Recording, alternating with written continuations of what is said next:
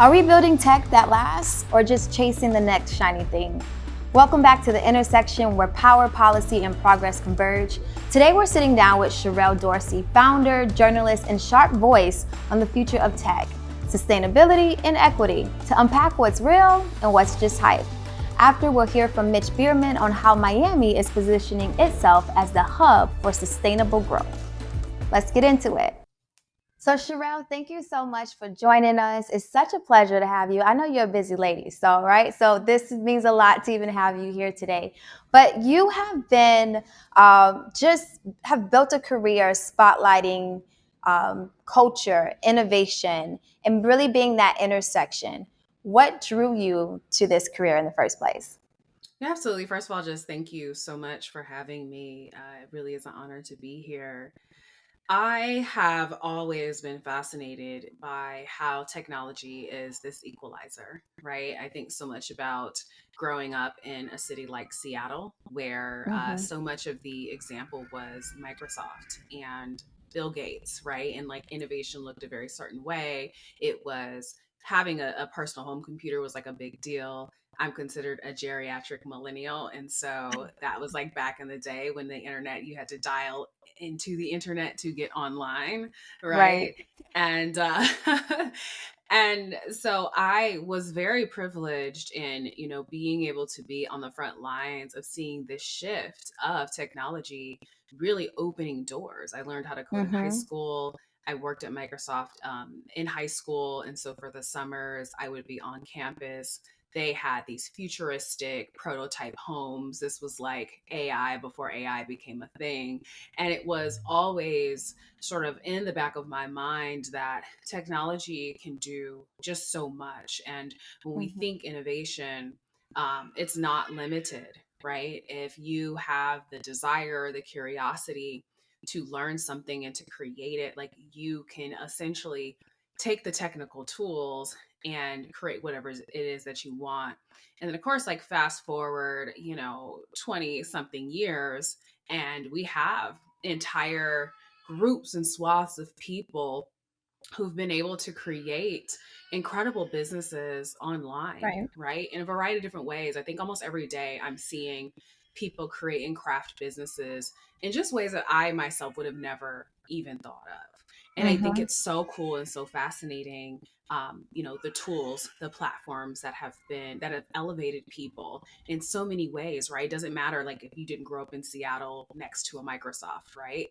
You can Right. be anywhere in the world, creating or using the tools to develop something that changes entire communities.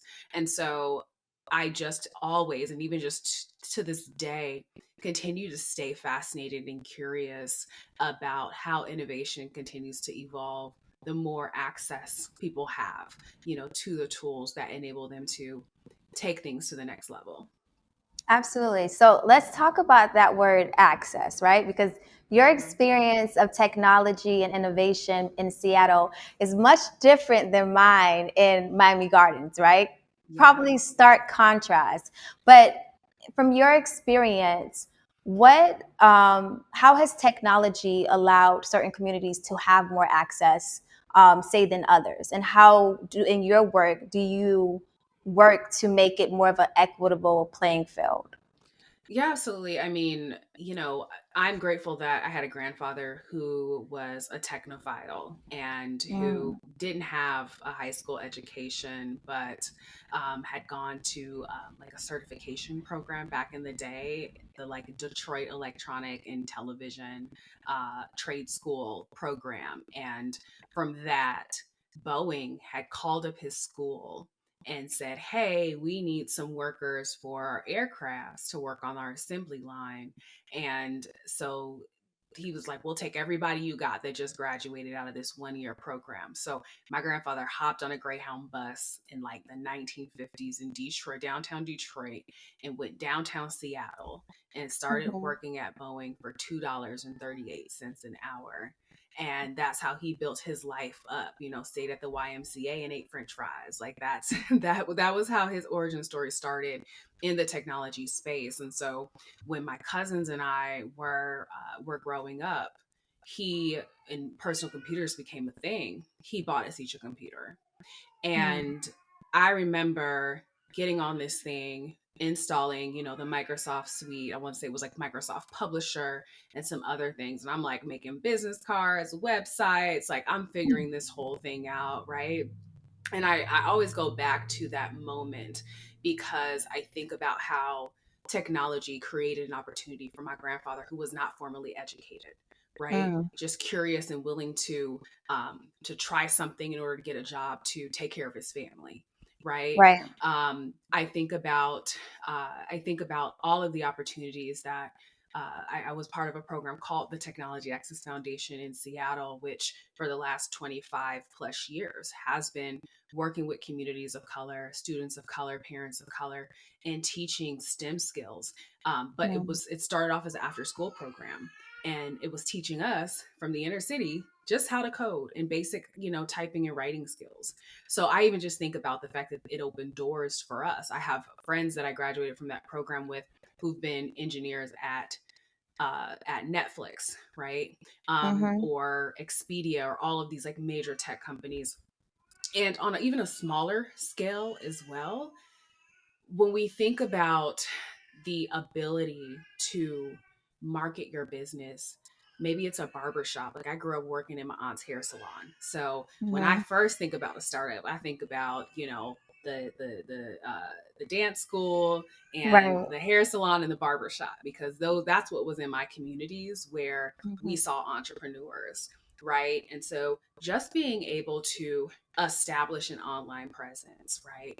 Being able to connect with other business owners, connect to opportunities and within the city, right? To be able to leverage resources. Mm-hmm. That honestly, I feel like the access point has also opened the potential for learning. Right. I think about, and that's even just across generations, right? It's no more Right. about like formally going into a physical place or a physical program. I have friends whose husbands or boyfriends went from working for FedEx or something like that, and learned cloud computing, or took an IBM like free certification program in data analytics, right? And then they were able to get hired, into a formal, tech job in some capacity. So I think I'm answering your original question, but there's just so many examples about, access and Right. opportunity.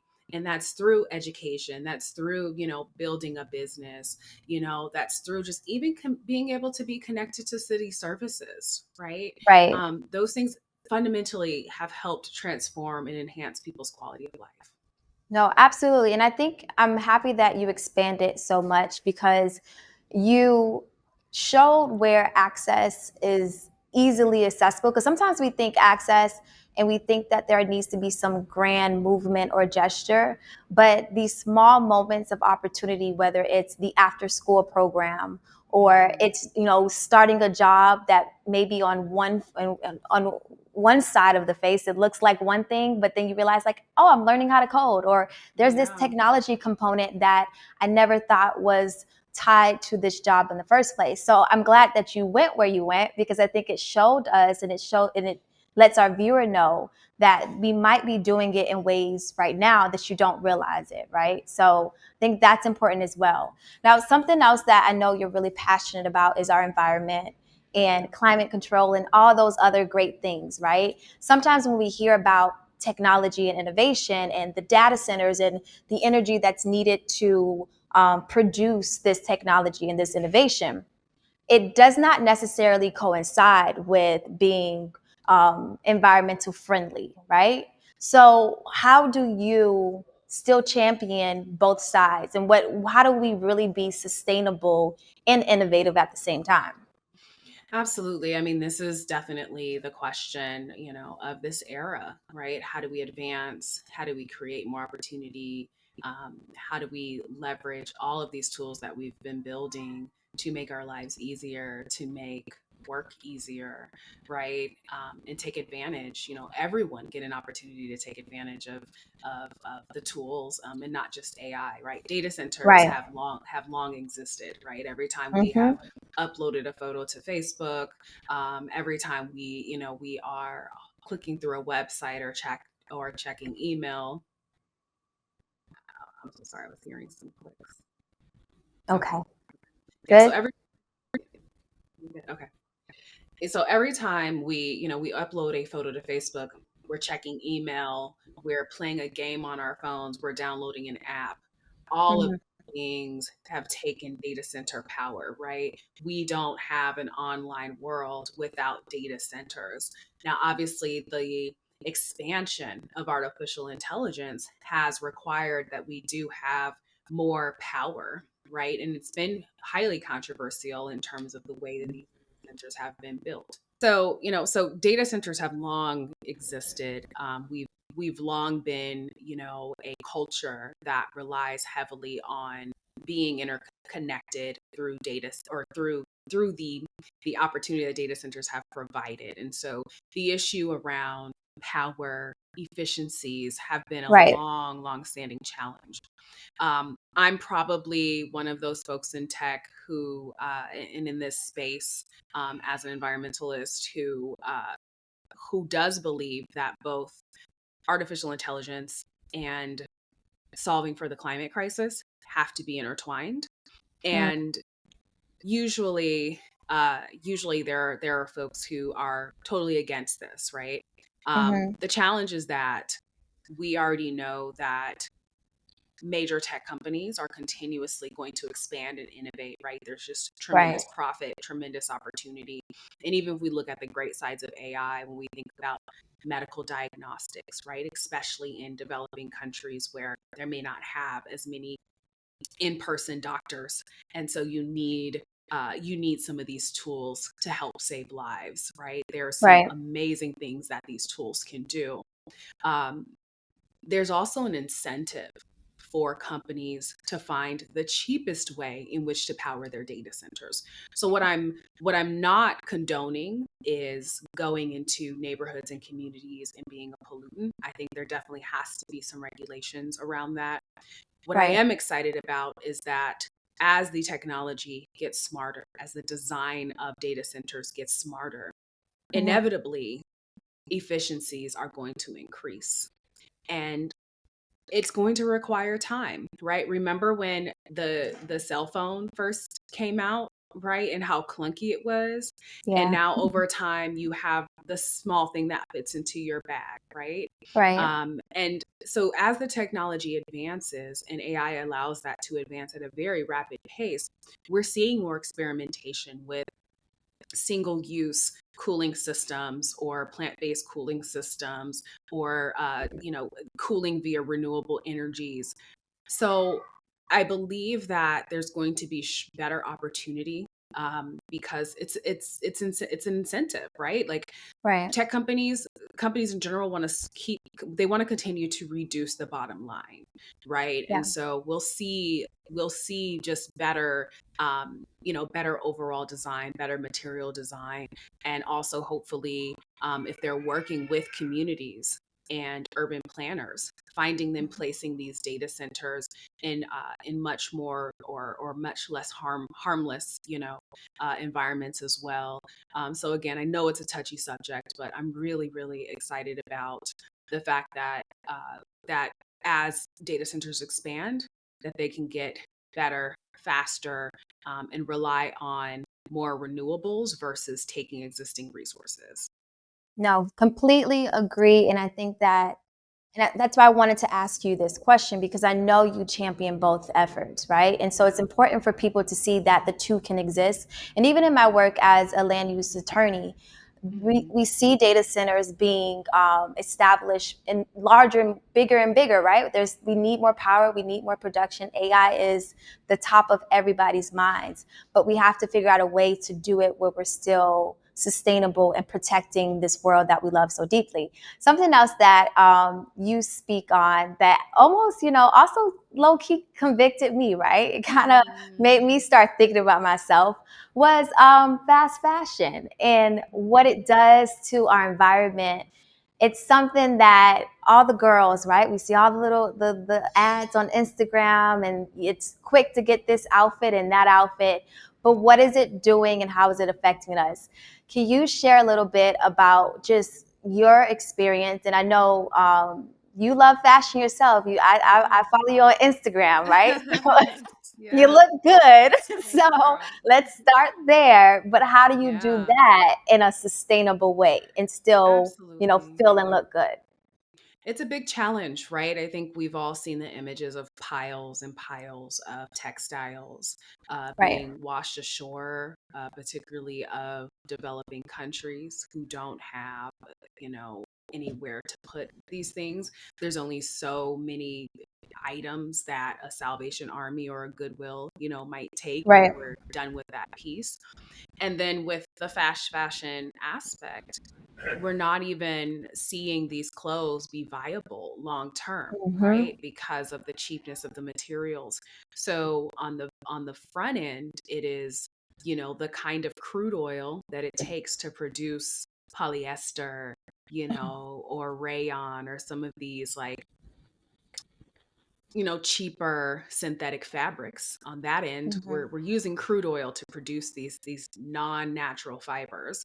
And then, discarding them. They do not biodegrade. They leak into our systems, and it's a tremendous issue, right? Yeah. Um, and yes, I'm a fashion girly to my core. Actually, went to FIT undergrad and studied international trade for the fashion industry. And in one of my last semesters, we talked a lot about like global textile production, and this was an issue when I was graduating in 2010, right? And you saw Mm-hmm. the kind of major fast fashion retailers talk about, recycling or using more like sustainable cotton and things like that. I think right now the world is waking up to the fact that overconsumption is real, right? Right. And which is a challenge when you like new stuff. There's amazing new designers, and you self-express through fashion, Mm-hmm. right? I had to go and start doing Rent the Runway when I was doing a lot of speaking engagements. Number one, for cost efficiencies, but then also it was like, all right, do I need to keep buying, more and more pieces every single month, right? How am I Yes. contributing to this problem? And I had to say to myself, honestly, earlier at the top of the year, and even just kind of last year, it was like, if I'm going to purchase something, I need to have some values around it, right? So it Right. is silk, linen, cotton, wool, cashmere, high quality fabrics that I know are going to last. Things that I can keep Mhm. in my closet that are going to be staple pieces that if if all the stores close today, I know that I have a closet that's going to be timeless, right? Mm. And so really I tried to start pushing people towards number one, where we want to be grown up. We're talking about, quiet wealth, we're talking about soft life, all these kinds of things. Mhm. Um, and how do we dress ourselves in natural fabrics? And then also understanding that the more we have so much plastic in our bodies, so much plastic in our environments. So imagining if we're doing big hauls from cheaper, less regulated, less kind of ethical, less principled places that all they're doing is volume. Imagine Right. it's not just wreaking havoc on the environment, but you're having issues with lead, you're having issues with BPA, you're having issues with all of these things that we're putting on our body that look good, from a distance, but then up close, it's like you have absolutely no idea how this is going to affect you, down the line. Um, and like I said, I think that people are waking up to my closet is full enough, or hey, if I'm going to get these pieces, I'm going to invest in them. And then now I want to think about how do I want to discard these pieces when I'm done with them, right? Am I giving them away? If they're high quality pieces, they can stay in the ecosystem, for a Mhm. while. But one of my mantras, quite honestly, is I have enough, I am enough, right? And I'm on this like kind of world tour right now. I only have 3 suitcases. So I cannot be out in the world buying too many things because Right. what my suitcase can only hold so much, right? And so I'm so glad that you asked this question because we really have to think about a different cycle of how we dress ourselves, right? And there's Yeah. nothing wrong with dabbling and enjoying fashion and celebrating these amazing designers and brands, right? But imagine if more designers, and there's so many out there that are thinking much more sustainably. And imagine if we had a what they call a cradle to cradle approach where, hey, I'm done with this garment. Maybe it's passed on to someone else and now they're fine. It's gone to Poshmark or something. Now at the end of its life cycle, maybe we can return it to a brand, or there's some amazing green tech companies that are now starting to take old textiles, break them down, and create whole new spools of fabric so that you can turn that into something else, right? So the Absolutely. innovation opportunity is there, but we also have to think about the fact that, like, let's stop buying fast fashion, right? Which is probably not going to happen, but also let's think about how we can thoughtfully consume. Absolutely. And I'm happy that you have enlightened us and me, right? Because I told you from following your work, it has now inspired me to start thinking about the purchases that I make and how it affects our environment in this world.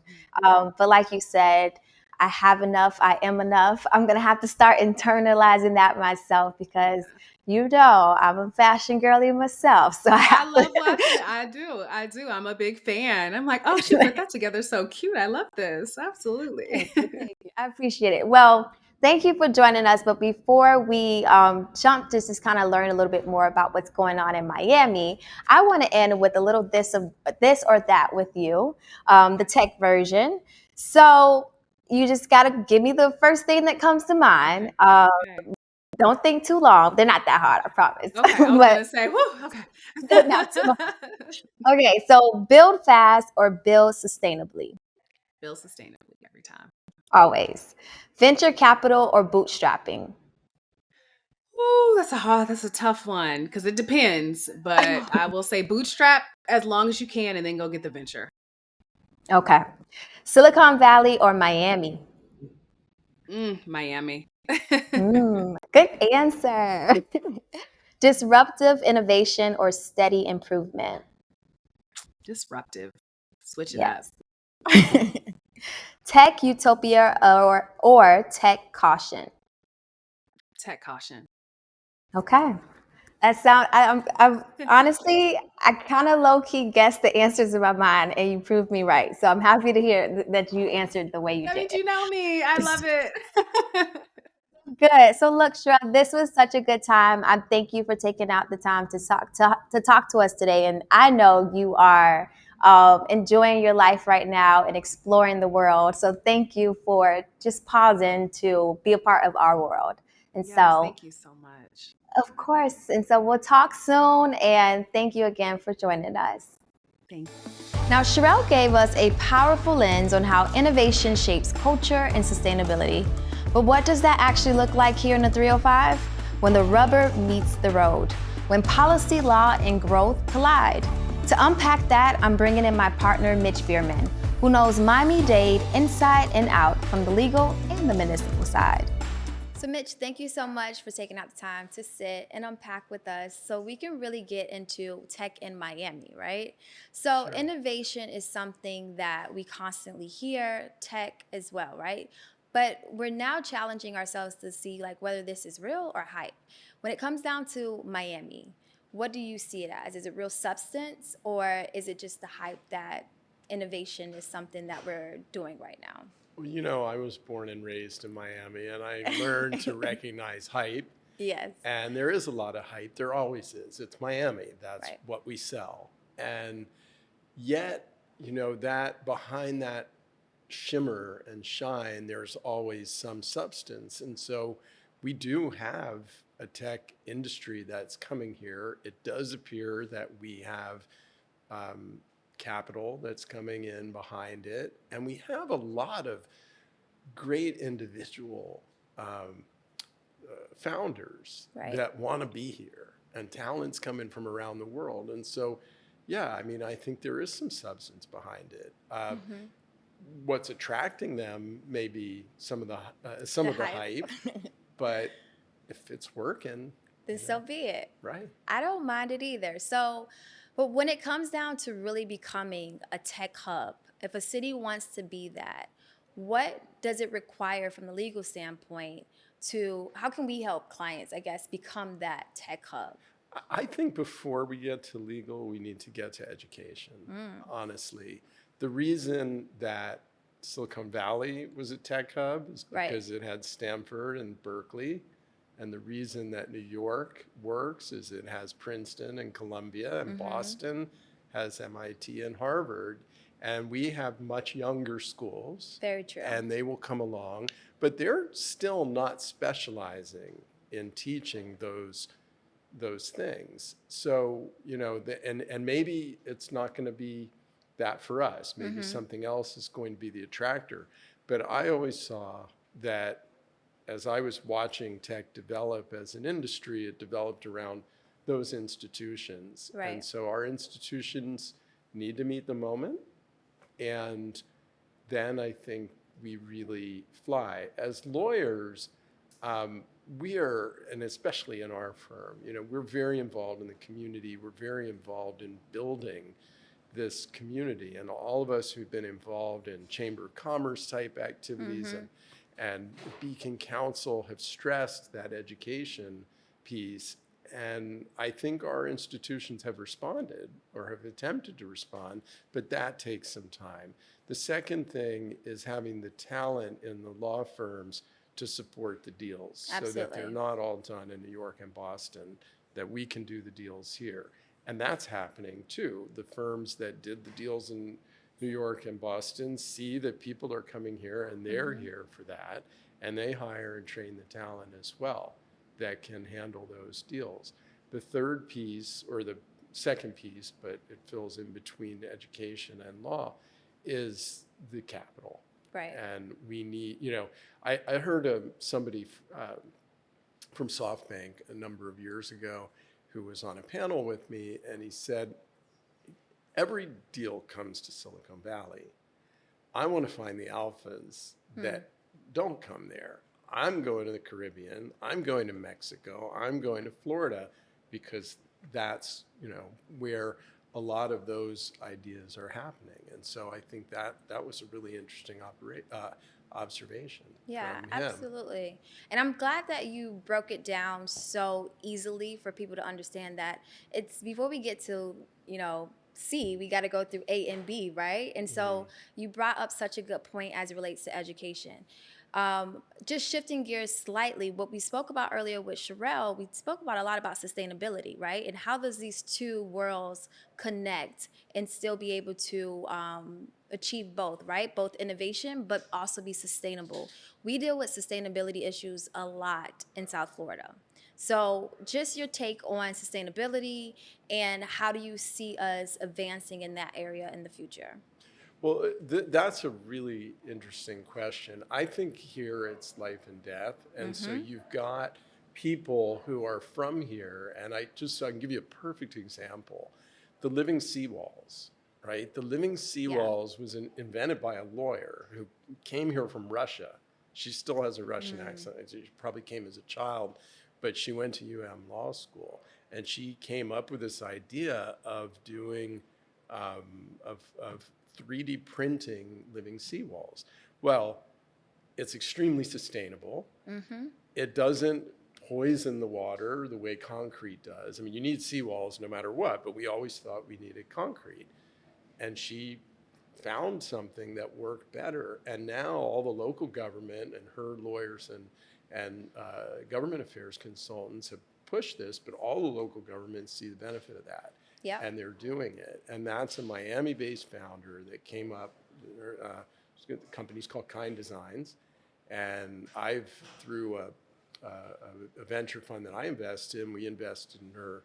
I wish I could invest more because it's going to, I think, just change the whole picture for seawalls and for us to protect our land from water incursion, and also to do it in a way that's more sustainable. So absolutely, very exciting sustainability innovation that came out of the needs that are created by the situation that we are in this geography. Yeah, which I think what makes Miami so unique is just that, is that we are positioned we're positioned where there's opportunity for growth, there's opportunity for us to be seen as the innovators, but there's also opportunities that's only given to us, right? Who else do you really know that deal with the type of environmental issues that we deal with? Right. So it does take big, bright brains to analyze these issues.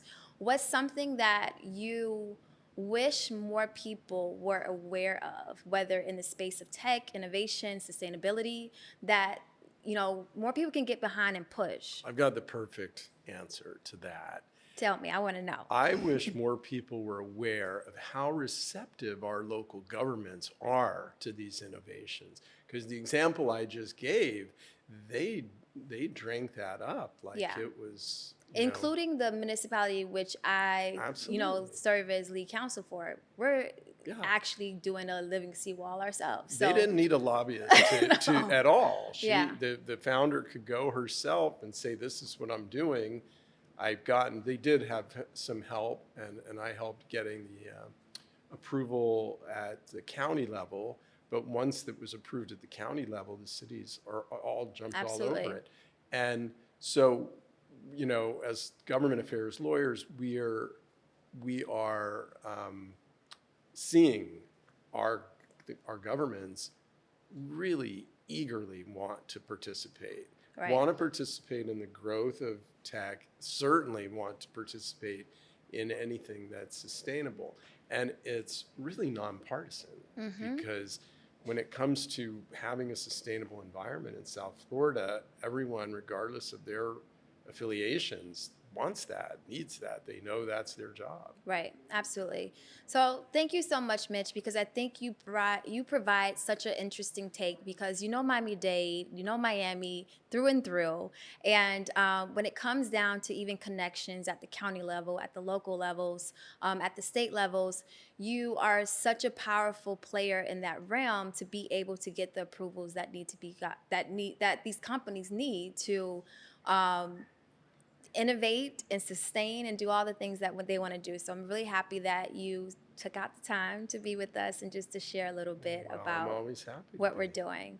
So Thank you, Chanae. In one word, though, I want you to say what do you believe is the future for Miami when it comes down to innovation, tech, and sustainability? In one word, can you sum it up? One word? Yeah, or two. I don't know. I'll give you two. The future is unlimited. All right, I like it. All right, thanks again, Mitch. I appreciate your time. Thank you, Chanae. That's a wrap for today's episode of The Intersection. We explored how vision, innovation, and policy intersect to shape Miami's future. Big thanks to Sherrell Dorsey and Mitch Bierman for lending their voices and insights. And thank you for tuning in, because this conversation isn't just about tech or law. It's about the future we're all building together.